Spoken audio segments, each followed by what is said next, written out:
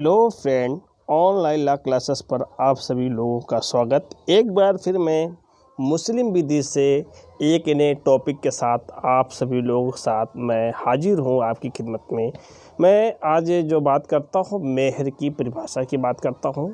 दोस्तों, अभी तक हमारे ऑनलाइन ला क्लासेस चैनल को अभी आप तक सब्सक्राइब नहीं किए हैं तो हमारे चैनल को सब्सक्राइब कर लें और नीचे बेल आइकन घंटी प्रेस करने पर मैं कोई वीडियो डालूंगा आपको उसकी नोटिफिकेशन प्राप्त हो जाएगी। दोस्तों, एवरीवन में ज़्यादा समय ना लेते हुए आज मैं ख़ासकर ये बात करना चाहता हूँ जो बिहार पीसीजे या झारखंड पीसीजे या यूपी पीसीजे मेंस के लिए तो बहुत ही इम्पोर्टेंट है। ख़ासकर एजीएस में जो बहुत ही चीज़ें ऐसी जो चीज़ें माइनर चीज़ें होती हैं जो लोगों को जानकारी होने के बावजूद में भी दिमाग से वो माइंड से स्किप कर देती है। तो मैं ख़ासकर उन लोगों से कहना चाहता हूँ, मैं भी कुछ जुडिशरी फील्ड में ज़्यादातर मैं रहा हूँ, जुडिशरी के लोगों से ज़्यादा टच में रहा हूँ, मैं जजेस के ज़्यादा टच में रहा हूँ। तो मैं चाहता हूँ कि कोई भी व्यक्ति अपने आप में कोई ग्रेट नहीं होता है। ग्रेट वही होता है जो बार बार लॉ को रिविजन करता है। आप ये बात स्पष्ट समझ लें, स्पष्ट मैं कहता हूँ, लॉ एक ऐसी चीज़ है, लॉ एक ब्रॉड से स्कोप है। आप लोग जो है पूरी तरीके से अगर लॉ रिविजन करते हैं तो आपका लॉ अपने आप में लॉ के अंदर जो है पूरी तरीके से पकड़ बन जाएगी। कोई ग्रेट नहीं होता है, जो रिवीजन करता है, वर्क करता है प्रॉपर, वही ग्रेट होता है। मैं ज़्यादा समय नहीं लेते हुए दोस्तों अपने टॉपिक पर बात करता हूँ। ये मुस्लिम विधि में मेहर से क्या तात्पर्य है? क्या कहता है मुस्लिम विधि में मेहर से? अब मुस्लिम विधि से मेहर से क्या तात्पर्य, इससे संबंधित हम समझ लेते हैं। इसमें कहा मेहर की परिभाषा करिए। मेहर एक ऐसी चीज़ होती है कि मुस्लिम विधि में एक स्त्री से निकाह के समय, जब उसका निकाह होता है, निकाह के समय कुछ निश्चित धनराशि की जाती, कुछ निश्चित धनराशि दी जाती है जिसे हम कॉन्ट्रैक्ट करते हैं। कॉन्ट्रैक्ट में अगर कॉन्ट्रैक्ट क्या मुस्लिम लॉ जो है एक कॉन्ट्रैक्ट बेस पे है। क्या है कॉन्ट्रैक्ट बेस में है? तो कोई कॉन्ट्रैक्ट करता है, कॉन्ट्रैक्ट में एक कंसिडरेशन होना चाहिए, प्रतिफल होना चाहिए। मेहर एक प्रतिफल है, यानी जब उसके जो ये इसेंशियल ऑफ कॉन्ट्रैक्ट का जो पूरी रिक्वायर्ड फुलमिंट यही करता है और ये मेहर की परिभाषा है। अब मेहर की परिभाषा में देखिए, मेहर वो धनराशि है तथा संपत्ति है जिसे विवाह के फलस्वरूप पति द्वारा पत्नी के पर सम्मान प्रकट करने के उद्देश्य से दिया जाता है। यानी पति जो है सम्मान पर जो है मेहर देता, सम्मान के प्रकट में जो है उद्देश्य के में दिया जाता है, यानी उसे आपको सम्मान में देता है। क्या देता है? कुछ मेहर देता है। अब हम देखते हैं इसमें जो है कुछ केस लॉस भी हैं, उस केस लॉस पे जो है क्या क्या लोगों का व्यू है, इस पर हम विचार करते हैं। मैं देखता हूँ न्यायमूर्ति महमूद ने अब्दुल कादिर बनाम सलीमा के वाद में, क्या है, न्यायमूर्ति महमूद ने अब्दुल कादिर बनाम सलीमा के वाद में कहा मुस्लिम विधि में मेहर वो धनराशि है या कोई अन्य संपत्ति, वो धनराशि है मुस्लिम विधि में, वो धनराशि कोई अन्य प्रॉपर्टी है जिस पति से विवाह के प्रतिफल स्वरूप पत्नी को देने से, यानी प्रतिफल के तौर पर जो है पत्नी को दे होता है या अंतरित करने का वचन देता है, या दे देता है, या देने का क्या है वचन देता है। और जहाँ तक मेहर स्पष्ट रूप से निश्चित नहीं किया गया है, मेहर को जो है स्पष्ट रूप से निश्चित नहीं किया गया है, दिया जा सकता है और दिया जाने का वचन भी दिया गया है, और मेहर को जो है स्पष्ट रूप से निश्चित नहीं किया गया है। वो विवाह अनिवार्य परिणाम के रूप में कानून मेहर का अधिकार पत्नी को प्रदान करता है। यानी विवाह के अनिवार्य परिणाम के रूप में कानून मेहर का अधिकार पत्नी को प्रदान करता है। अब हम बात करते हैं कि मेहर की संकल्पना, यानी कंसेप्ट ऑफ ड्रावर। मेहर की इस्लामी संकल्पना ये है कि मेहर वो धन संपत्ति है जिसे मुस्लिम पति को अपनी पत्नी के पास सम्मान प्रकट करने हेतु उसे अवश्य प्रदान करना चाहिए। उससे क्या है, अगर मुस्लिम एक दूसरे से विवाह कर लेता है और विवाह पत्नी से करना, तो पत्नी को उसे क्या देना, उसे लाजिम है, मेहर को देने देना, उसको चाहे अब दे या बाद में दे, लेकिन मेहर उसको देने देना है, ये कहता है, यानी मस्ट है, उसे लाजिम में देना है चाहिए। मेहर में ना तो पत्नी का मूल्य और ना ही संभोग करने का प्रतिफल है। अगर मेहर में ना तो पत्नी का मूल्य है और ना ही संभोग करने का, कि आप संभोग करें उसका प्रतिफल है, ये उसका प्रतिफल नहीं है। ओके, अब मेहर का उद्देश्य क्या है? मेहर का उद्देश्य है मुस्लिम विधि शास्त्र में, जो मुस्लिम जूरिस्प्रूडेंस में मेहर का उद्देश्य विवाह के अंतर्गत एक ऐसा माध्यम प्रदान करना है जिसके द्वारा पति अपने पति के प्रतिष्ठा को सत अभिव्यक्ति करे। यानी अगर मुस्लिम जूरिस्प्रूडेंस में मेहर का उद्देश्य जो है विवाह के अकॉर्डिंग जो है या विवाह के अंतर्गत ऐसे माध्यम को प्रदान करना है जिसके द्वारा पति अपने पत्नी की प्रतिष्ठा नहीं, अपनी पत्नी की जो प्रतिष्ठा है को सत अभिव्यक्ति नहीं, उसका जो ट्रूथली एक्सप्रेस करे। मेहर सिद्धांतिक पक्ष है, जो मेहर है वो क्या है, एक सिद्धांतिक पक्ष है। इसके अतिरिक्त मेहर के व्यवहारिक परिणाम, व्यवहारिक उपयोगिता भी है, यानी एक व्यवहार की भी उपयोगिता है और एक सिद्धांतिक पक्ष भी है। अब हम देखते हैं इसके क्या क्या जो है, एक नंबर देखते हैं। फर्स्ट कहता है पति द्वारा पत्नी को मेहर केवल पत्नी के लाभ एवं उसके स्वतंत्र उपभोग के लिए प्रदान किया जाता है। यानी पति द्वारा पत्नी को मेहर केवल पत्नी के लाभ एवं उसके स्वतंत्र उपभोग के लिए प्रदान किया जाता है। इस रूप में मेहर का अर्थ है कि पत्नी किसी भी ऐसे संपत्ति धनराशि व्यवस्था करना ताकि विवाह विच्छेद के बाद वो असहाय ना रहे। यानी मेहर में अगर किसी तरीके से अगर वो पत्नी को क्या है सिक्योरिटी के रूप में है, अगर वो सिक्योरिटी के तौर पर उसे दे दी जाती है कि ताकि बाद में अगर किसी कंडीशन में क्या है विवाह विच्छेद हो जाता है तो पत्नी जो है किसी तरीके से असहाय फील ना करे, उसकी सिक्योरिटी, उसकी सुरक्षा के लिए वो होता है। ये मेहर का पर्पज है। अब देखते हैं कि दूसरा नंबर कहता है कि मेहर यदि पति के तलाक देने पर के अप्रतिबंधित अधिकार, पति तलाक देगा उसका अप्रतिबंधित अधिकार पर जो है अप्रोच रूप से कुछ अंकुश लगाता है। यानी पति तलाक देता है कहीं उसका जो नुकसान होता है तो उस पर क्या है वो रोक लगाता है, क्योंकि तलाक के बाद पति को पूरा मेहर का भुगतान कर देना क्या है दायित्व है। अगर तलाक कर देते हैं तो जो कुछ बकाया है तो पूरा का पूरा उसे मेहर भुगतान करने का जो है वो रिस्पॉन्सिबल होता है। अतः तलाक देने पूर्व पति अपने दायित्व पर भी स्वविवेक से विचार कर लेगा। उसे क्या है, अतः तलाक देने से पूर्व क्या है पति अपने दायित्व को भी स्वविवेक से विचार कर लेगा। अब मेहर की क्या है, अब देखते हैं मेहर के क्लासिफिकेशन की बात करते हैं, क्लासिफिकेशन ऑफ डावर की बात करते हैं।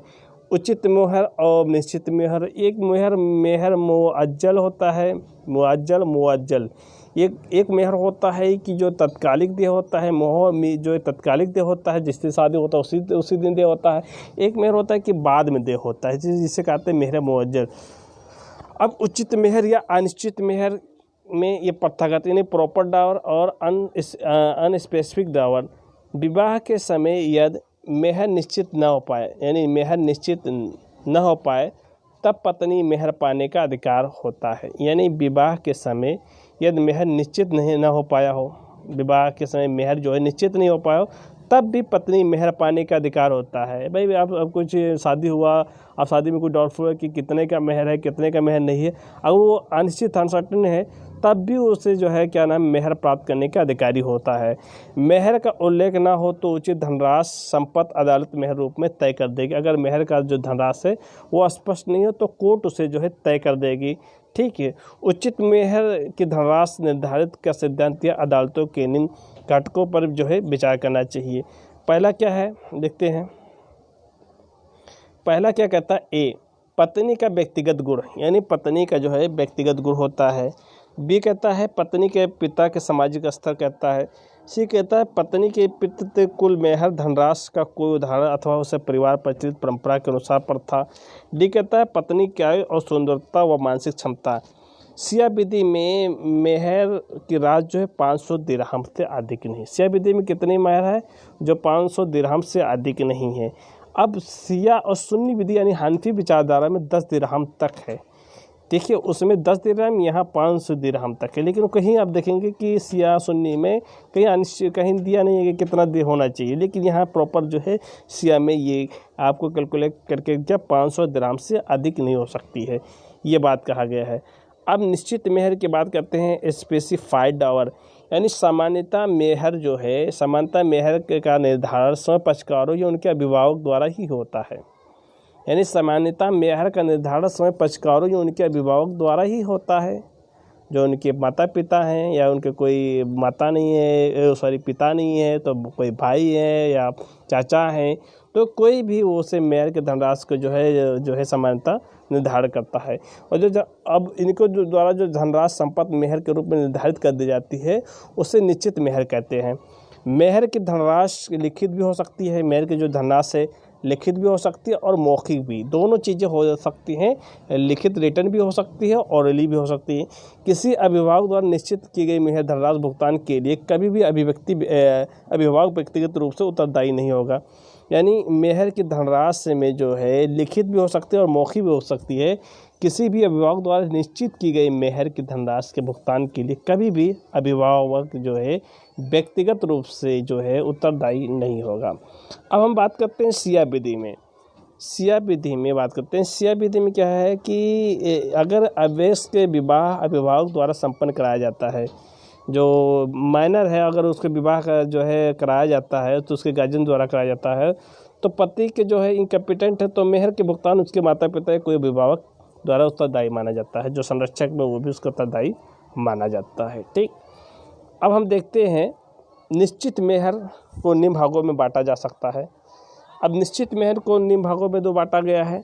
अब एक तुरंत देय होता है, जिसे तुरंत देय होता है, जैसे मेरे मेहर, उसे हमने कहा कि मेहर मेहरे मुअज्जल एक मुअज्जल होता है, आ छोटा आ से होता है, एक वा से होता है।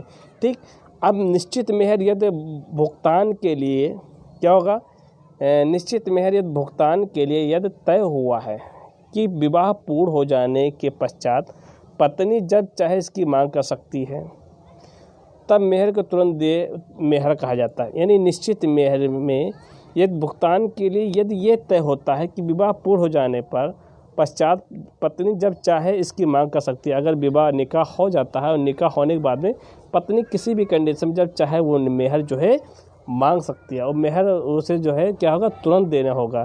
ठीक है, अब तुरंत दे मेहर की विशेष बात ये नहीं है कि विवाह के तुरंत बाद इसे मांग लेना चाहिए। पत्नी इसको कभी भी मांग सकती है, नहीं क्या कभी आज ही विवाह हुआ है तो आज ही मांग ले। पत्नी कभी भी विवाह के दौरान जो है वो मांग सकती है। विवाह अगर विच्छेद होगा तब भी मेहर मांग सकती है। वो जब भी मांग कर सकती है, इसे पत्नी को उसे देना होगा। कभी भी किसी भी कंडीशन में अगर वो इन फ्यूचर में वो मांग करती है तो पत्नी को उसे देना ही होगा। इसमें पत्नी का संभोग करने से मना भी कर सकती है। अगर आप मेहर नहीं दे सकते हैं तो क्या करता, पत्नी जो है उसके साथ जो है समागम में संभोग करने से क्या है वो क्या कर सकता है, मना भी कर सकता है। दूसरी बात करता है डिफर्ड डावर यानी स्थगित मेहर।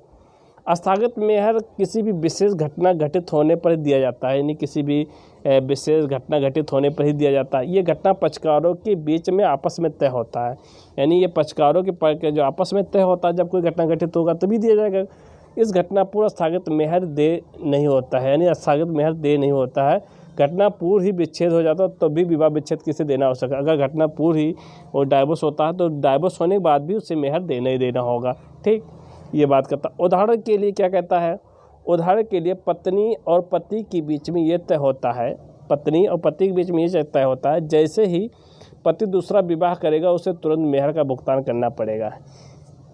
तो ये इसे स्थगित मेहर कहा जाता है। क्या माना जाता है, इससे स्थगित मेहर का जो दोनों के बीच में कॉन्ट्रैक्ट हुआ और इस बात का तय हुआ कि हमारा विवाह होगा, विवाह के तुरंत के बाद जो है आप क्या है मेहर अदा कर दे, तो उसे स्थगित मेहर कहा गया है। तुरंत दे या स्थगित मेहर का उल्लेख न होने पर, अब देखिए इसके हम तोड़ के देखते हैं। तुरंत दे या स्थगित मेहर का उल्लेख न होने पर यदि किसी विवाह में मेहर की धनराशि तो निश्चित कर दी गई है, परंतु ये निर्धारित नहीं किया गया है कि वो तुरंत दे मेहर है या स्थगित मेहर।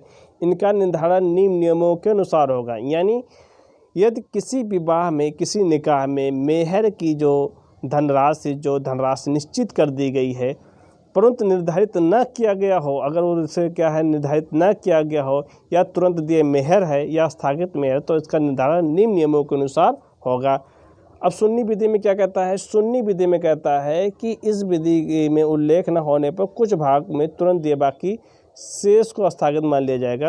यानी इस विधि का उल्लेख न होने पर कुछ भाग तुरंत दे दे, बाकी शेष स्थगित मान लिया जाएगा। कितने को तुरंत व कितने को स्थगित माना जाएगा, यह स्थानीय प्रथा, जो स्थानीय जो लोकल जो कस्टम है या पक्षकारों के सामाजिक स्तर मेहर की धनराशि इत्यादि पर निर्भर करता है।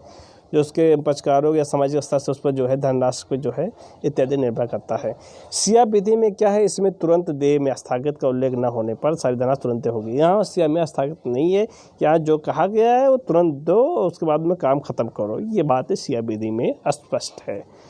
मेहर की विषय वस्तु किसी भी मूल्यवान वस्तु, चाहे वो धनराशि, किसी भी मूल्यवान वस्तु को चाहे वो धनराशि संपत्ति मेहर के रूप में निश्चित किया जा सकता है, चाहे वो संपत्ति मेहर के रूप में निश्चित किया जा सकता है। चल या अचल संपत्ति को लाभांश भी मेहर के रूप में निश्चित किया जा सकता है।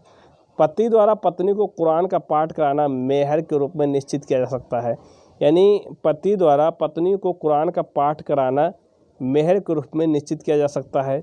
शिक्षित पत्नी पति द्वारा पढ़ाना भी मेहर भी हो सकता है। यानी शिक्षित पति द्वारा पत्नी को पढ़ाना, अगर शिक्षित पति है, अगर पत्नी को पढ़ा भी रहा तो उससे मेहर अदा होगा। भविष्य में प्राप्त होने वाली संपत्ति, भविष्य में जो प्राप्त होने वाली संपत्ति के रूप में मेहर के रूप में निश्चित नहीं किया जा सकता है कि भविष्य में कोई चीज़ प्राप्त होगी तो उससे हम आपको मेहर देंगे, तो वह निश्चित नहीं किया जा सकता। इसके अंदर संपत्ति ऐसी हो जिसमें इस्लाम में वैध संपत्ति के रूप में मान्यता दी हो, जो लीगल प्रॉपर्टी उसके रूप में इस्लाम ने मान्यता दी हो। इस्लाम में कुछ संपत्ति ऐसे हैं जिसे शराब या सुअर आदि का अवैध संपत्ति माना गया है। जैसे शराब का आप व्यापार करते हैं, या जो इस्लाम में मना किया गया है कि सुअर का व्यापार करते हैं, इन सभी चीज़ों जो हराम चीज़ें की गई हैं, उन संपत्ति का अगर वो दे तो वो मेहर जो है मान नहीं होगा। मेहर की धनराशि की बात करता है तो मेहर की धनराशि जो है, कोई भी धनराशि से जो है किसी भी मूल्य में संपत्ति निश्चित मेहर के रूप में निर्धारित हो सकती है। इसका कोई अधिकतम सीमा नहीं है। पहली कंडीशन में इसमें क्या कि कोई भी धनराशि है, कोई भी मूल्य हो सकता है, लेकिन इसकी निश्चित नहीं है, निर्धारित की जा सकती कोई भी अधिकतम सीमा। लेकिन सुन्नी विधि के अंतर्गत निश्चित मेहर के न्यूनतम, जो निश्चित मेहर का अगर न्यूनतम हो तो 10 दिरहम से कम नहीं होना चाहिए। यानी 10 दिरहम से कम अधिक धनराशि निश्चित नहीं किया जा सकता है कि अब 10 से कम हो जाए, इससे जो है अधिक निश्चित नहीं किया। लेकिन वहीं पर जो है nature of right of to dower, यानी मेहर के अधिकार प्रकृति निहित, यानी सियामी विधि में जो है 500 दिरहम से कम नहीं हो सकता है। ठीक, अब हम बात करते हैं निहित होने के पश्चात मेहर का अधिकार कभी समाप्त नहीं होगा। विवाह पूर्ण हो जाने के तत्काल बाद मेहर नई परिस्थितियों में जो है वंचित नहीं किया जा सकता है। पहला क्या है कि पत्नी ने पति की हत्या कर दी हो, पत्नी ने पति की हत्या कर दी हो तब मेहर नहीं मांग सकती है। पत्नी स्वयं आत्महत्या कर ली हो तब मेहर नहीं मांग सकती है। पत्नी ने इस्लाम धर्म को छोड़ दिया और परित्याग किया हो, दूसरा धर्म स्वीकार कर लिया हो, तब भी मेहर नहीं मिलेगा। पत्नी दुराचारी, यानी पत्नी अडल्ट्री कर लिया हो या दूसरे पुरुष से जो है समागम कर लिया हो, तब भी उसे नहीं मिलेगी। ठीक, अब मुस्लिम विवाह विच्छेद अधिनियम 1939 के धारा 5 के अनुसार इस अधिनियम के अंतर्गत विवाह विच्छेद डिग्री प्राप्त करने के पश्चात भी पत्नी मेहर प्राप्त करने के अधिकारी रहती है। यानी मुस्लिम विधि के अनुसार इस अधिनियम के अंतर्गत विवाह विच्छेद की डिग्री प्राप्त करने पर पत्नी मेहर प्राप्त करने की अधिकारी होती है। अब देखते हैं आदत्त मेहर एक आपत्तिभूत ऋण है। मेहर का भुगतान यदि न हो पाया हो तो ऐसा समझा जाता है जैसे पति ने मेहर की धनराशि पत्नी से उधार ली हो जिसका भुगतान अभी तक नहीं कर पाया हो। यानी मेहर का भुगतान यदि न हो पाया हो तो यह समझा जाता है जैसे पति ने मेहर की धनराशि पत्नी से उधार ली है जिसका भुगतान अभी तक नहीं कर पाया है। आदत्त मेहर एक ऋणी की भांति होता है। जिस प्रकार एक ऋणदाता अपने ऋण की अदायगी अदालत द्वारा कर सकता है, ठीक उसी प्रकार पत्नी भी आदत्त मेहर की प्राप्ति के लिए पति की भी दुआ ला सकता है। आदत्त मेहर एक आपत्तिभूत ऋण है जिसके लिए पति केवल व्यक्तिगत रूप से उत्तरदायी होता है। पति की मृत्यु के पश्चात पत्नी भी ऋणदाता अपनी भांति संपत्ति को वसूल कर सकता है, यह बताया गया है। मेहर के अधिकार में परिवर्तन, enforcement of right to Dawar. मुस्लिम विधि में कोई पत्नी निम्न रूप से मेहर का अधिकार परिवर्तन करा सकती है। पहला क्या है, रिफ्यूजल ऑफ कंजुअल राइट। मेहर तुरंत दे हो तथा संभोग एक बार न हुआ हो। मेहर जो है तुरंत दे हो तथा संभोग एक बार भी ना हो तो मेहर के मांग प्रस्तुत करने के बाद जब तक पति इसका भुगतान न कर दे, पत्नी उसे संभोग न करने का मना कर सकती है। पत्नी जो है जब मेहर तत्काल नहीं दे तो क्या है, संभोग करने से पत्नी मना कर सकती है। एक केस आया था नसरा बेगम बनाम रिजवान अली के केस में क्या कहा गया। नसरा बेगम बनाम रिजवान अली के हवाले से में कहा गया कि यह दंपत अधिकार के जो है प्रतिस्थापना के लिए पत्नी के विरुद्ध वाद दायर करता है तो वाद खारिज कर दिया जाएगा। वाद खारिज कर दिया जाएगा, क्योंकि संभोग न होने पर स्थिति में तुरंत देय मेहर का भुगतान न करना पत्नी द्वारा दंपत्ति अधिकारियों को वंचित करने का पर्याप्त उचित माना गया है। तुरंत मेहर तुरंत देय न हो तो अथवा एक बार संभोग हो चुका तो पत्नी का संभोग वंचित नहीं कर सकती है। यानी यहाँ कहा गया है कि कंडीशन थोड़ी दी गई है, परंतु मेहर ये तुरंत देय न हो अथवा एक बार भी संभोग हो चुका, अगर एक बार संभोग हो चुका है तो पत्नी अपने पति से संभोग करने से वंचित नहीं हो सकती है। एक बार अगर मेहर जो है वो हो चुका है, एक बार उससे मिल चुके हैं, संभोग हो चुका है, तो पत्नी उसे मना नहीं कर सकती संभोग करने से। ठीक, अब बात करते हैं कि ऋण की भात मेहर का प्रवर्तन, enforcement of Dawar as the डेफ्ट, यानी अदत्त मेहर ऋण की भात होता है। इसमें पत्नी ऋणदाता के कर्जदार माना जाता है। यदि मेहर के भुगतान के पूर्व ही पति देहांत हो गया हो तो मेहर की वसूली के लिए पति के उत्तराधिकारी वाद ला सकता है और उत्तराधिकारी उस संपत्ति में उत्तराधिकार में प्राप्त किया है अपने आप में अंश बराबर का भुगतान करेगी। यानी दूसरा बात करता है अदत्त मेहर ऋण की भात होता है। जो अदत्त मेहर ऋण की भात होता है इसमें पत्नी ऋणदाता व कर्जदार माना जाता है। जो पत्नी होता है उसे ऋणदाता व कर्जदार माना जाता है। यदि मेहर के भुगतान पूर्व ही पति का देहांत हो गया तो मेहर की वसूली के लिए पत्नी पति के उत्तराधिकारी पर वाद ला सकते हैं। जो पत्नी है वो पति के जो उत्तराधिकार हो उस पर क्या ला सकती है, सूट ला सकती है, और उत्तराधिकारी जो संपत्ति अधिकार से प्राप्त उससे अपने अंश बराबर के लिए मेहर भुगतान करेगी। ये बातें कही गई हैं। अब कहता है विडोज राइट ऑफ रिटेंशन।